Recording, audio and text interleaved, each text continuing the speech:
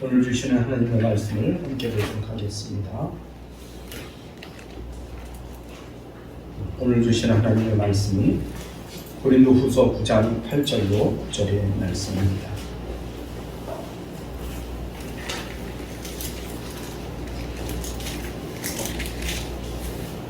8절과 9절 말씀 함께 있습니다. 하나님이 능히 모든 은혜를 너희에게 넘치게 하시나니 이는 너희로 모든 일에 항상 모든 것이 넉넉하여 모든 착한 일을 넘치게 하게 하려 하십니다. 기록된 바 그가 흩어 가난한 자들에게 주었으니 그의 의가 영원토록 있느니라. 함과 같으니라. 아멘. 오늘 추수감사절인데 앞에 아무것도 장식도 안 돼 있고 또 너무 밋밋한 것 같아서 제가 하모니카로 한번 송을 하도록 하겠습니다. 여러분 은혜가 되면 아멘 하시기 바랍니다. 할렐루야.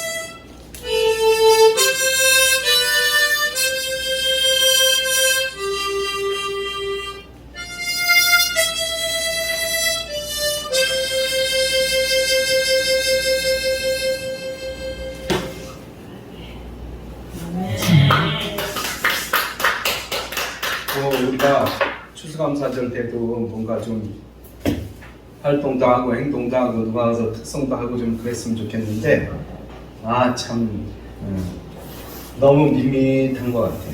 그래서 제가 하모니카를 하나 불었는데 이 하모니카는 제가 너무너무 어렸을 때부터 초등학교 때부터 그냥 장난스럽게 그냥 갖고 막 노래가 되든지 뭐가 되든지 그냥 막 불고 돌아다니다 보니까 이렇게 됐어요. 배운 것도 아니고 그냥 제가 이렇게 불다 보니까 이렇게 됐습니다. 오늘 추수감사절이라서 특별히 제가 이렇게 하모니카를 찬양을 했는데 늘 주님 앞에 찬양하는 여러분이 되시기를 주님의 이름으로 축복합니다. 오늘 말씀은요, 오늘 제목은 풍성한 축복과 감사라는 제목으로 함께 말씀에 떡을 떼기를 원합니다. 추수감사절, 늘 해마다 우리에게 다가오는 추수감사절인데, 정말 이 추수감사절은 다른 때보다도 더 감사한 추수감사절이 됐으면 좋겠어요. 왜냐하면 코로나 기간 동안에 우리가 아무것도 제대로 못하고 활동도 못하고 때로는 예배도 제대로 못 드렸는데, 이제 그것만큼은 교회 간다고 누가 뭐라 할 사람도 없고, 국가 시책이라서 예배를 못 드리게 하는 그런 것도 이제 없어졌어요. 그럼 이제 열심히 교회를 나와야 되는데 사람들이 다 어디 갔는지 모르겠어요. 다시 다 교회를 나와서 이제 감사하는 예배가 늘 넘쳤으면 좋겠습니다.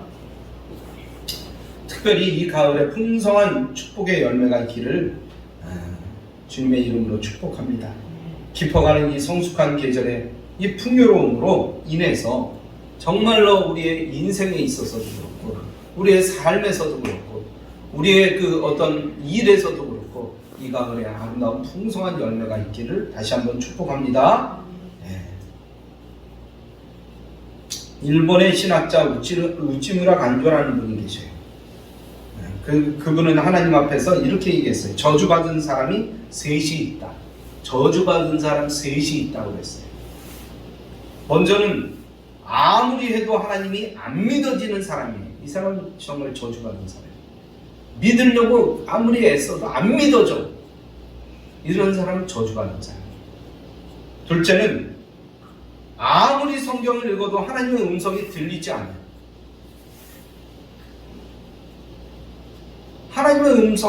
하나님의 말씀을 읽는데도 불구하고 하나님의 음성이 들려지지 않는다 그러면 그것도 저주받은 인생입니다.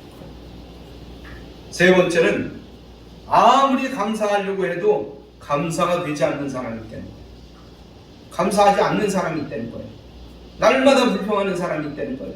날마다 원망하는 사람이 있다는 거예요. 이런 사람들은 하나님 앞에 저주받은 사람이라는 거죠. 이렇게 볼 때 우리는 얼마나 복받은 사람인지 알 수가 없습니다. 하나님을 믿음으로 이렇게 주님 전에 나와 예배드리고 하나님의 말씀을 읽을 때마다 하나님의 음성을 내 마음으로 이제 듣게 하시니 얼마나 복스러운 인생입니까? 옆 사람하고 인사합니다. 우리는 복받은 인생입니다. 우리는 복받은 인생입니다. 한 번 더 물어보세요. 정말입니까? 입으로만 나는 복받은 인생이라고 말하지 말고 정말 나는 복받은 인생이다 라는 그런 믿음의 사람이 되기를 주님의 이름으로 축복합니다. 또 오늘 추수감사절 맞이하며 여기까지 인도하신 하나님의 은혜를 생각하며 참으로 감사하니 우리는 진정으로 축복받은 사람들이니 틀림없습니다. 오늘 본문은 사도 바울이 고린도 교회에 연보를 요청하는 그런 말씀이에요. 당시 사도 바울은 기근이 들고 신앙적으로 핍박을 받아서 어려운 삶을 살아가고 있는 이제 예루살렘 교회 성도들을 위해서 각 교회에 연보하기를 요청하고 있어요. 이 연보를 드리는 것은 하나님의 은혜를 감사하는 한 방법입니다. 우리는 찬양으로도 감사할 수 있고 또 마음만으로도 감사할 수 있고 주의 일에 힘쓰므로 감사할 수 있습니다. 그 감사를 표현하는 방법 중에 하나가 하나님께 내 마음의 정성을 드리는 것입니다. 우리는 늘 이런 감사가 끊어지지 않아야 됩니다. 오늘 우리는 본문 말씀을 통해서 감사 생활에 대한 전반적인 내용을 살펴보면서 함께 은혜 받기를 원합니다. 사도 바울은 고린도 교회 성도들을 향해서 너희가 연보를 해야 하는 이유가 하나님께서 모든 은혜를 넘치게 하셨기 때문이라고 말씀하고 있습니다. 오늘 8절 말씀에 보면 하나님이 능히 모든 은혜를 너희에게 넘치게 하셨다고 말씀하고 있습니다. 오늘도 우리가 하나님께 감사해야 할 이유는 주님께서 우리에게 넘치는 은혜를 주셨기 때문이에요. 뭘 주셨기 때문이라고요? 은혜를 주셨기 때문이에요. 은혜. 어떤 분은 하나님의 은혜를 그의 자녀가 아프던 병을 고침받은 축복을 받았다고 간증을 합니다. 또한 그런 아픔에 자녀들을 둔 부모들은 얼마나 많은 고생을 하는가를 생생하게 우리가 듣기도 했는데요. 부모님들의 한결같은 마음은 어떤 마음입니까? 그죠?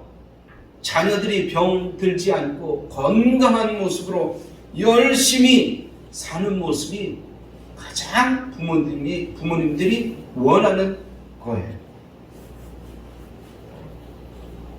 만약에 자녀가 병이 들었다 그러면 그 부모님의 마음에 그 소망이 얼마나 병 고침을 위한 소망이 있겠습니까?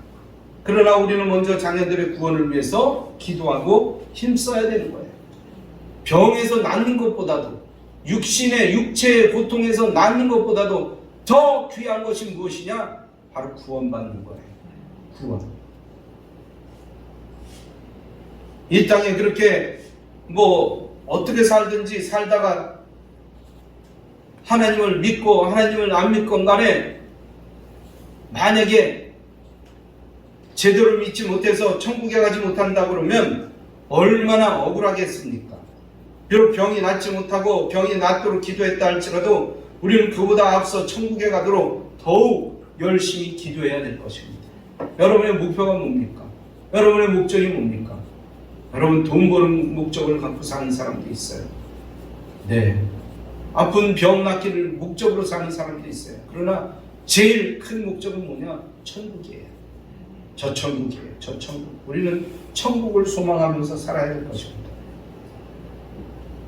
여기서 우리는 예수 믿고 죄사함 받고 구원받는 것이 얼마나 놀랍고 귀한 축복인지를 잘 알아야 되는 것입니다. 이보다 더 큰 축복이 없기 때문입니다. 다른 응답은 다 받지 못하고 다른 축복은 다 받지 못한다 할지라도 이 구원의 축복을 받았다면 그는 가장 큰 축복을 받은 사람입니다. 할렐루야. 네. 그런데 오늘 우리가 바로 이 축복을 이미 받았다는 거예요. 이미 받았어요. 이미 받았어요. 우리는 받았어요.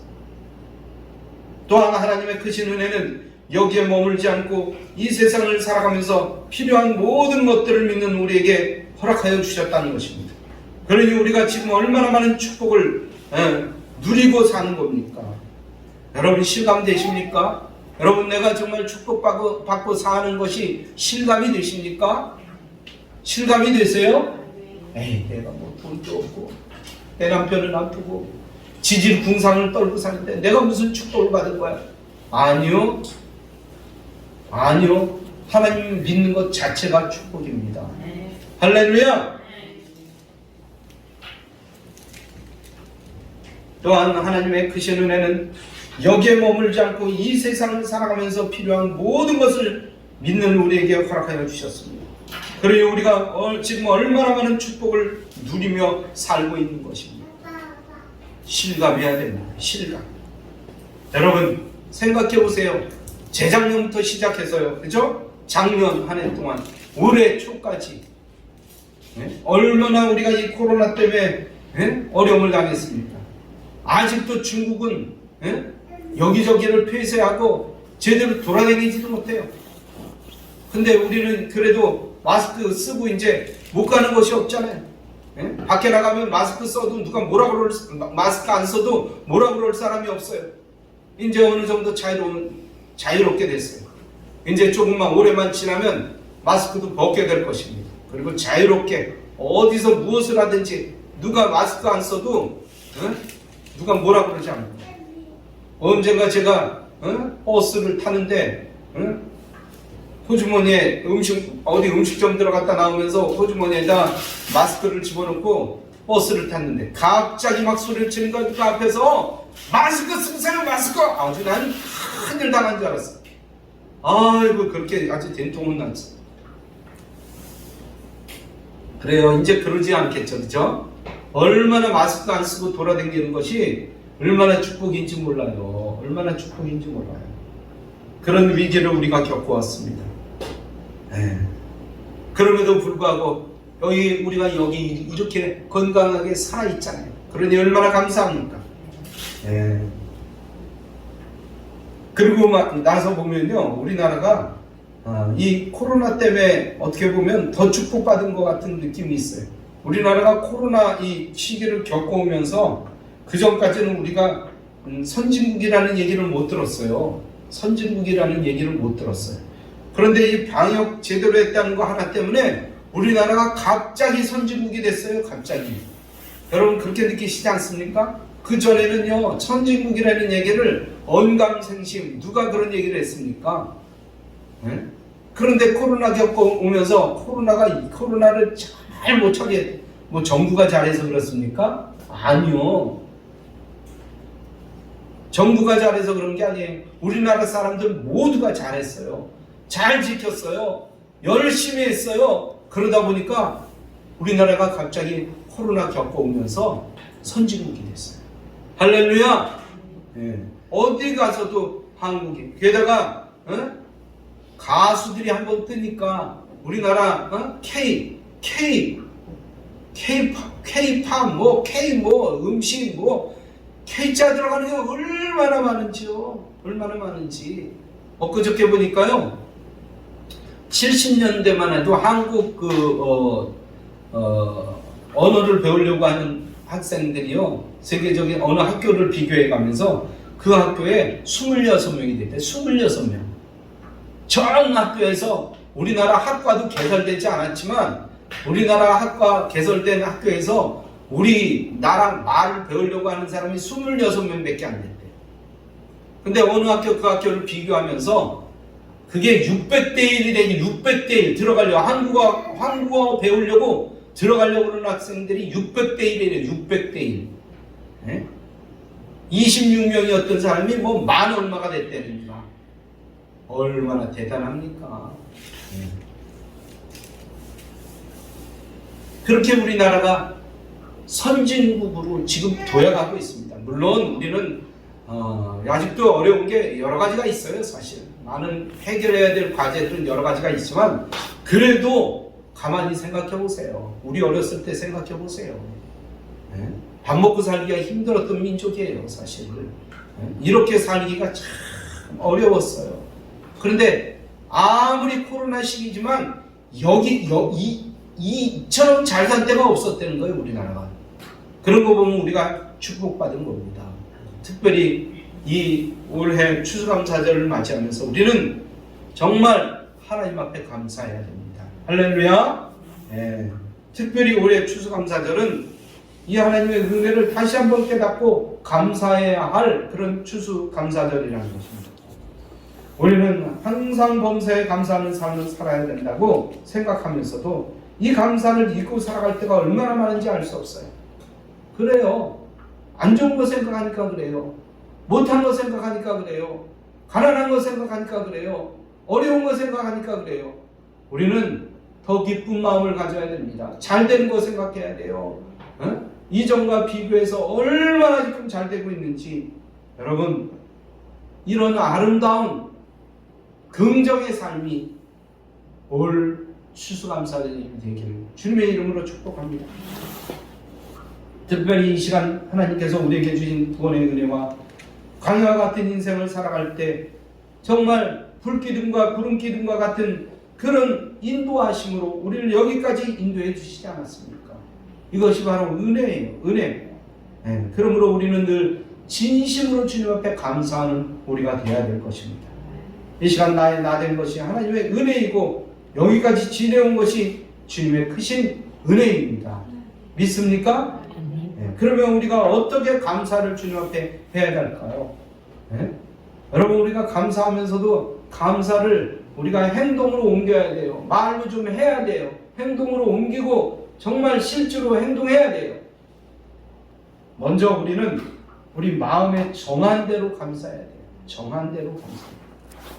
7절 말씀 보니까 각각 그 마음에 정한 대로 할 것이요 인색함이나 억지로 하지 말지니라 라고 말씀하고 있습니다. 그 마음에 정한 대로 하라는 말씀은 공동번역에서 이렇게 말씀하고 있습니다. 이렇게 번역했습니다. 그 마음에 우러나오는 대로 하라고 말씀하고 있습니다. 마음에 우러나오는 대로 감사하고 감사의 연보로 하라는 그런 말씀이에요. 이 말씀은 내 마음대로 내 뜻대로 내가 하고 싶은 대로 하라는 것이 아니에요. 어떤 사람은요 기분 좋으면 많이 해요. 기분 나쁘면요 안 해요. 그것이 아니라 하나님 앞에 정말 감사하는 마음, 하나님의 뜻대로 하라는 거예요. 하나님께서 감동 주시는 대로 하라는 거예요. 하나님께 감사라고 했으면 주시는 말씀대로 해야 합니다.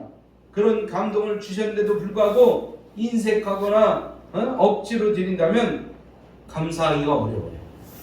그런데 이것은 헌금을 드리는 일에 있어서 성도들이 흔히 자주 겪는 일이에요. 저도 그런 일을 당한 적이 있어요. 옛날에 CTS에 가서 부끄러운 얘기지만 호주머니에 보니까 2만 원이 있어요. 2만 원. 2만 원이 있어서 2만 원 봤으면 나 갈 때 아무것도 없으니까 1만 원만 헌금해야지. 그리고 호주머니에 이렇게 해갖고 1만 원짜리 헌금은 분명히 1만 원을 헌금했어요. 헌금을 했는데 나중에 보니까 호주머니에 아무것도 없는 거예요. 그러니까 1만 원짜리 끊으면서 1만 원은 어디로 떨어져서 없어진 거야. 그래갖고 내가 속이 상했는데 이럴 줄 알았으면 처음부터 2만 원은 그냥 다 할 걸. 있는 돈이 2만 원밖에 없었는데 1만 원만 하고 났더니 아이고 참 낯설 거 생각하고 1만 원밖에 안 했더니 2만 원이 결국엔 다 없어졌네. 그러면서 후회했던 적이 있어요. 그러니까 마음에 감동되는 대로 해야 돼. 감동되는 대로. 인색하면 안 돼요. 아까우면 안 돼요. 우리가 하나님의 은혜를 생각하면요, 내 모든 것을 다 드려도 아깝지 않은 거예요, 사실. 왜냐하면요, 그 모든 것이 다 하나님의 것이에요. 그런데 하나님이 다 주셨잖아요. 그런데 우리는 그 일부만 하나님 앞에 드리는 거잖아요. 여러분, 하나님 앞에 드릴 때 우리에게 감동이 있습니다. 기쁨이 있습니다. 감사가 있습니다. 그런데 손이 따지고 드리면 그거밖에 안 줍니다. 하나님께서는. 사람들의 마음속에 어떤 마음이 생깁니까? 내 형편이 이거니까 이것만 드려야지. 내 형편이 이거니까 이것만 드려야지. 그래요. 또 어떤 사람은 이런 생각하는 사람이 있어요. 다른 사람들은 조만큼 드리는데 나는 이만큼 드리는데 내가 왜 이렇게 많이 드려야 돼? 나는 왜 이렇게 많이 드려야 돼? 이런 생각을 하는 사람들이 있다는 거예요. 그렇게 생각하면요, 아깝게 생각하는 경우가 있다는 거예요. 아깝게. 어떤 목사님이요, 농촌교회에서 목회를 하고 계셨어요. 어느 주일날 믿지 않았던 한 성도가, 한 집사님의 남편이 나와서 인사를 나누고는 목사님에게 물어보는 거예요. 목사님, 예수 믿는데 비용이 얼마나 필요합니까? 예수 믿는데 비용이 얼마나 필요합니까? 어떤 사람들은요, 천주교 나가면 비용이 얼마 안 드니까 천주교 나가라고 하는데 어떻게 하면 좋겠습니까?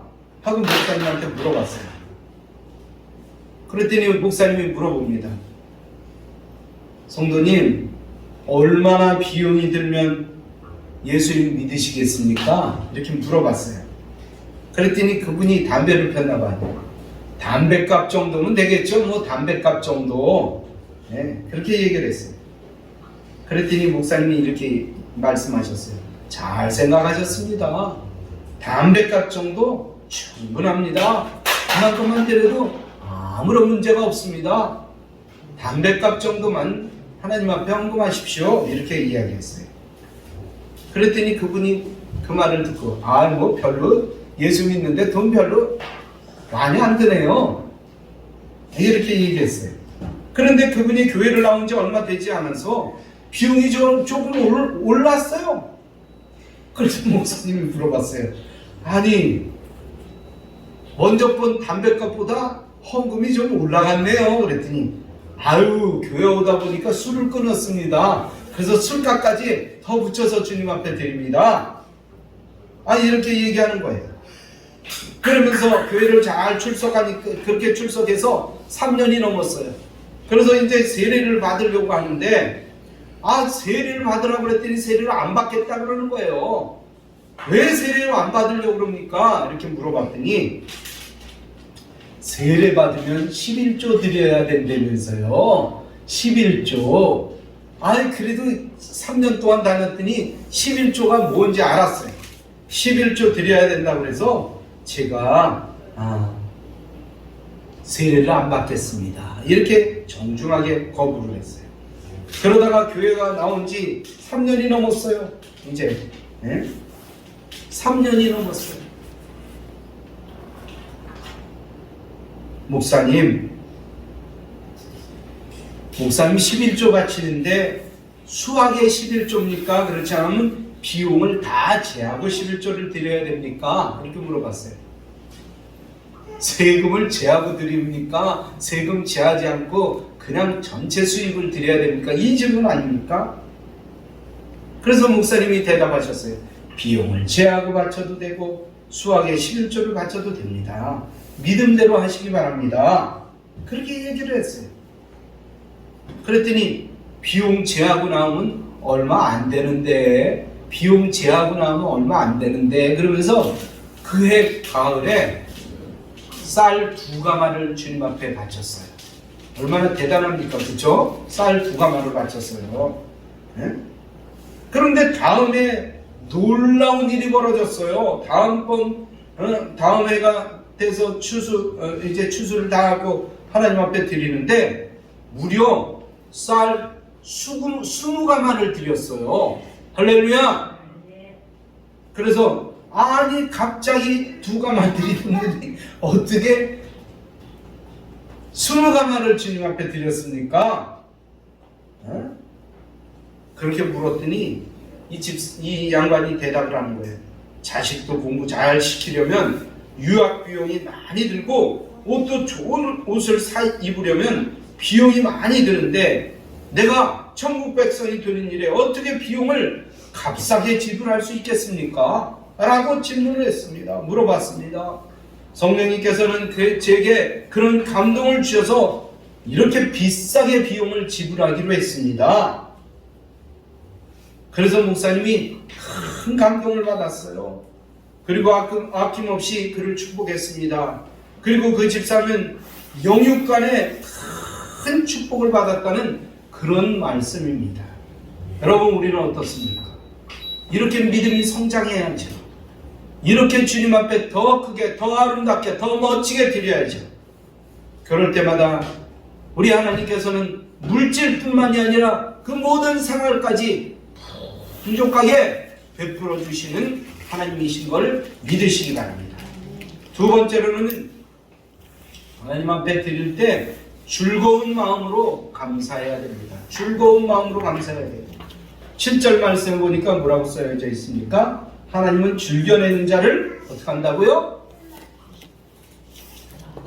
사랑하신다고 말씀하고 있어요. 즐겨내는 자를 사랑하신다고 말씀하고 있어요. 그래요. 우리도 그렇잖아요. 사도행전에 보면 초대교회 예루살렘 교회에 출석하면서 즐겨내지 않고 억지로 내는 부부가 있었어요. 그 부부의 이름은 아나니아와 삽비라였습니다. 그들은 사람들이 집과 밭을 팔아서 하나님께 드리는 모습을 보면서 자기들도 헌금을 해야 한다고 생각을 했어요.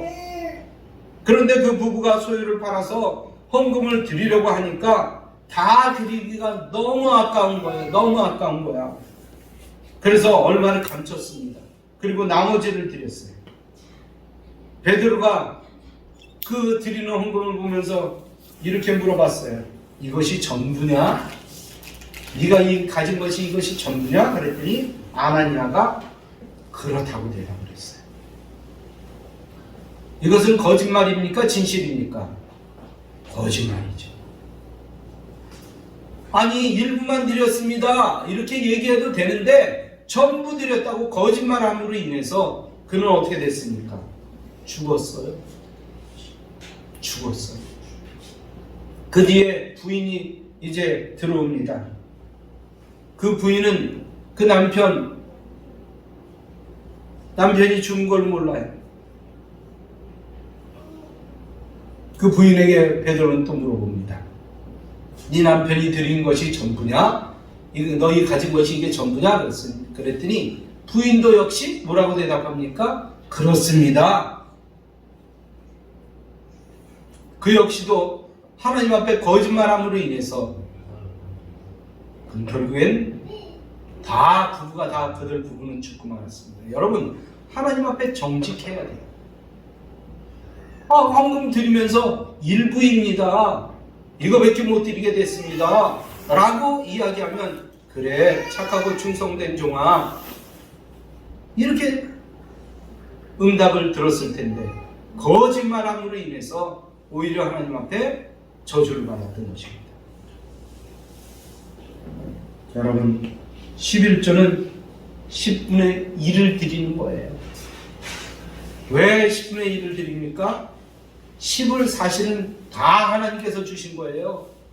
그런데 하나님께서는 그 10분의 1을 드리라는 것은 우리의 마음을 보시는 거예요. 10분의 1을 드릴 수 있으면 10분의 10도 드릴 수 있어요. 여러분 그러나 10분의 1을 드릴 때 우리 하나님께서는 그것을 받으시고 기뻐하시면서 우리를 만배로 축복해 주십니다. 할렐루야. 네. 그래요. 우리가 가진 것이 다 하나님의 것이지만 10분의 1을 주님 앞에 드릴 때 하나님께서는 그것으로 감사하시면서 우리를 축복해 주시는 것입니다. 여러분 우리가 가진 그 모든 것들이 우리 것인 것 같지만 사실 그렇지 않잖아요. 여러분 우리의 육신도 우리 거가 아니에요. 우리의 몸도 우리 거가 아니에요. 내가 가장 귀하게 생각하는 것, 내 자동차, 내 집, 내 옷, 내 물건 어느 것 하나도 내 것이 아니라는 것입니다. 왜냐하면요 내 것이라면 천국 갈 때 다 가져가야 될 거 아니에요. 우리는 이 몸조차도 하나님 앞에 가져갈 수 없다는 것입니다. 아깝게 생각할 거 없어요. 베풀면서 사시길 바랍니다. 나누면서 사시길 바랍니다. 몇 번을 제가 얘기했는데요. 옛날에 제게 누가 찾아왔어요. 그러면서 웃으면서 얘기하는 거예요. 목사님 그때 만났으면 참 좋았을 텐데요. 내가 그때는요 한 달에 거의 5천만 원씩 벌었습니다. 그때는 정말 날개도 친 듯이 돈을 벌었습니다. 그런데요 다 날려버렸습니다. 지금 먹을 것도 없습니다. 지금 이렇게 빌어먹고 있습니다. 그때 목사님 만났으면 내가 한턱 딱 띄워줬을 텐데. 그래서 내가 그랬어요. 그때는 목사님 아마 생각도 안 했을걸요. 목사님 생각도 안 했을걸요. 그랬더니 그랬대. 그러나 아무것도 없이 목사님 생각하고 하나님 생각하는 것이 진정한 복입니다. 이렇게 말씀드렸어요. 그래요. 우리는 때가 되면 우리의 모든 것들을 다 내려놓고 갈 것입니다. 젊다고요? 얼마 남지 않았습니다. 저도요 지금 생각해보면 초등학교 다닐 때가 엊그저께 같대요. 중학교 다닐 때가 엊그저께 같대요. 고등학교 다닐 때가 엊그저께 같대요. 군대 가서 군대 생활했을 때가 엊그저께 같대요. 40대가 엊그저께 같대요. 근데 여기까지 왔어요. 여러분 세월은 금세 지나갑니다. 감사하시기 바랍니다. 내 것이라고 할 만한 게 아무것도 없어요. 내 몸조차도 내 것이 아닙니다. 그렇다면 하나님의 것을 하나님께 드리는데 무엇이 아깝겠습니까? 하나님께서 이렇게 많은 것을 맡겨주신 것을 생각하면 아까운 것이 아니라 즐거운 마음으로 드릴 수 있어야 됩니다. 모든 것이 하나님의 것이라는 생각을 갖고 하나님의 것을 기쁨으로 즐거움으로 드리고 감사하시기 바랍니다. 이렇게 즐거워하며 감사하는 삶을 살아갈 때 여기에 하나님의 놀라운 역사가 일어납니다. 첫 번째로는 선물이 넘칩니다.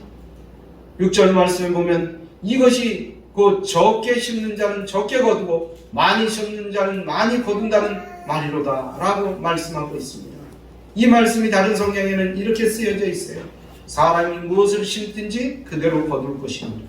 그대로 거두는데 그냥 그것만 거둡니까? 아니요. 100배, 1000배, 만배 말로 할 수 없을 정도로 엄청나게 거둘 수 있다는 것입니다. 10절 말씀에도 이렇게 말씀합니다. 너희 심은 것을 주사 풍성하게 하시고 너희의 의의 열매를 더하게 하시리. 더하게 하신대요. 네? 더하게 하시는데 곱빼기를 더하게 하실 수도 있어요. 네? 제곱, 3제곱, 4제곱, 5제곱으로 더할 수도 있다는 얘기입니다. 이 아름다운 심는 대로 거둔다는 이 법칙을 여러분 꼭 기억하시기 바랍니다. 두 번째로는 하나님께 감사하게 된다는 거예요. 내가 하나님 앞에 드리는데 감사하게 된다는 거예요. 사도 바울은 이렇게 너희가 연보를 하게 되면 우리가 이것을 예루살렘 교회에 전달하게 되는데 그것이 하나님께 감사가 되고 찬양과 영광을 돌리게 된다고 말씀합니다. 우리가 감사하게 되면 주변의 모든 다른 사람도 하나님께 감사하게 된다는 거예요. 여러분 내가 드려서 감사하고 받는 사람은 어떻습니까? 감사합니다. 감사합니다. 감사합니다. 감사하죠. 세 번째로는 감사로 말미암아 자신의 신앙의 증거가 된다는 거예요. 증거. 13절 말씀해 보니까 이 연보를 통하여 그리스도의 복음을 진실히 믿고 복종하는 증거가 되고 또한 모든 사람을 아낌없이 돕는 증거가 되고 하나님께 영광을 돌리게 되고 그들이 너희를 위하여 간구한다고 말씀하고 있습니다. 그러므로 주님 앞에 기쁘고 즐거운 마음으로 드리시기 바랍니다. 감사함으로 드리시기 바랍니다. 추수감사절 우리 하나님께서 우리에게 베푸신 그것이 무엇인지 우리가 생각하면서 오늘은 주님 앞에 예배를 드렸습니다. 이 감사를 드리면서 내가 받을 것만이 아니라 베푸는 아름다운 추수감사절이 되기를 주님의 이름으로 축원합니다. 결론의 말씀을 드립니다. 믿는 우리가 감사를 잃어버리면 아무리 좋은 환경 속에서도 행복할 수 없다는 것입니다. 반대로 감사할 수 있다면 어떤 어려운 환경 속에서도 행복한 삶을 살 수 있다는 것입니다. 또한 우리가 늘 감사하면 그 삶이 젊어져요. 마음이 젊어지고 육신이 젊어져요. 그리고 계속하여 발전하여 그 삶의 지경이 넓어진다는 것입니다. 우리 모두가 그런 풍성한 축복된 삶이 되기를 주님의 이름으로 축원합니다. 축원합니다.